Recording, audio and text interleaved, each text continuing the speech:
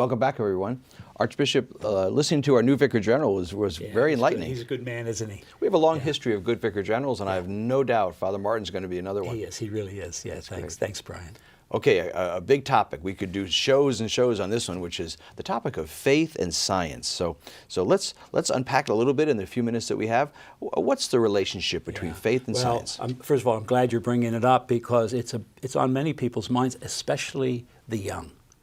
So this is perfect.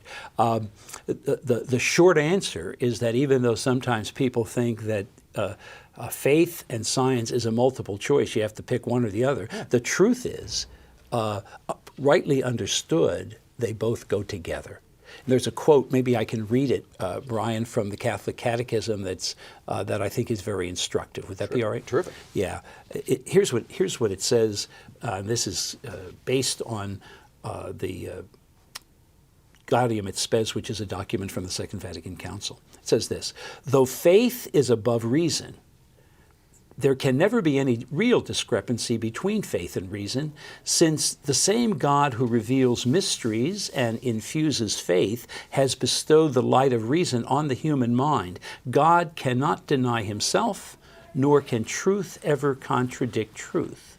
Consequently, methodical research in all branches of knowledge, provided it is carried out in a truly scientific manner and does not override moral laws, can never conflict with the faith, because the things of the world and the things of faith derive from the same God. So, Brian, St. John Paul II talked about faith and reason, or we might say faith and science, as two wings of truth that lead us to a contemplation of truth.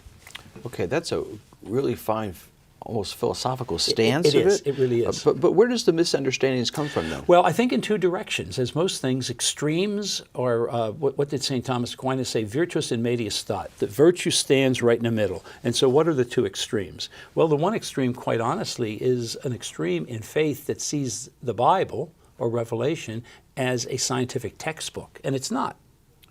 And so that extreme leads us into a disdain for science. Mm-hmm.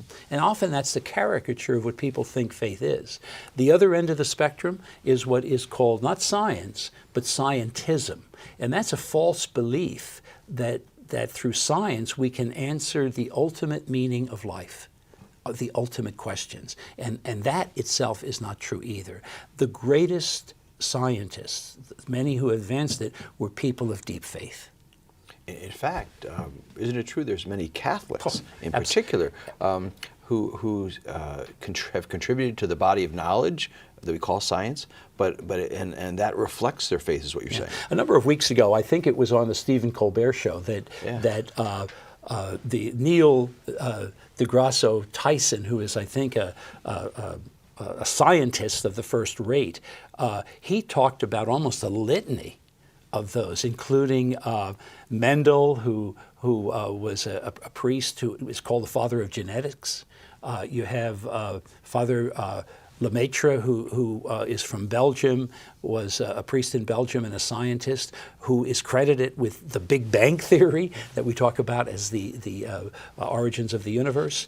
And all along, we could list it as if it were a litany of people of faith who also were those who advanced science. So where rightly understood, they go together, as they used to say, like a horse and a carriage. The church, actually, that's true for a lot of serious academic subjects. I don't mean to change this from science, but more than science, lots of things the church is deeply rooted in. University. Yeah, and people will get some incidences of history, and some of which are accurate, and some of which are actually inaccurate. With the Galileo situation, he was actually a man of faith. But the most important thing is not so much to argue, but rather to get it right. And so faith, rightly understood, welcomes scientific advancement. And science, rightly understood, understands that, let me put it this way, because you can do something. We learned this from the creation of the nuclear bomb. Because you can do something doesn't mean you should, doesn't mean you ought. And so it's moral theology that tells us what we ought to do. Science cannot give us those moral answers. So in a sense, faith and science need each other.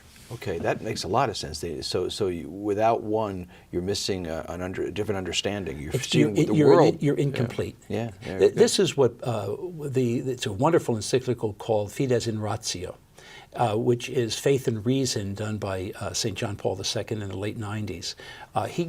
He actually talks about scientism, and he also talks about the misuse of faith, of seeing itself as a textbook, a scientific textbook.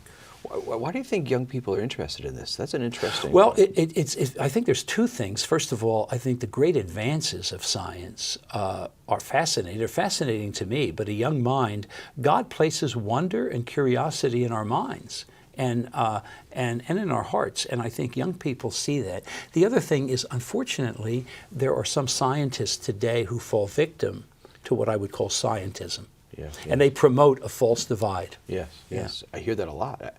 Now, our Holy Father, he studied science, wasn't he? In chemistry, I think, exactly.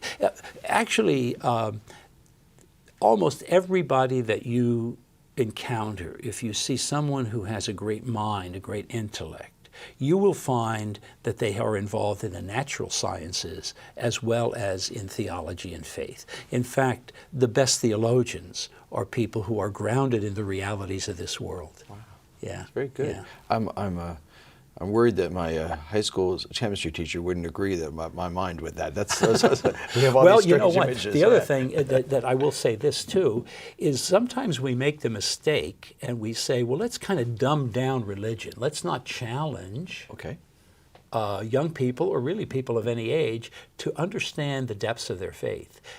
In order to rightly understand the relationship of faith and science, your brain has to work. You have to be challenged to not take an easy answer of saying, well, it's this rather than that.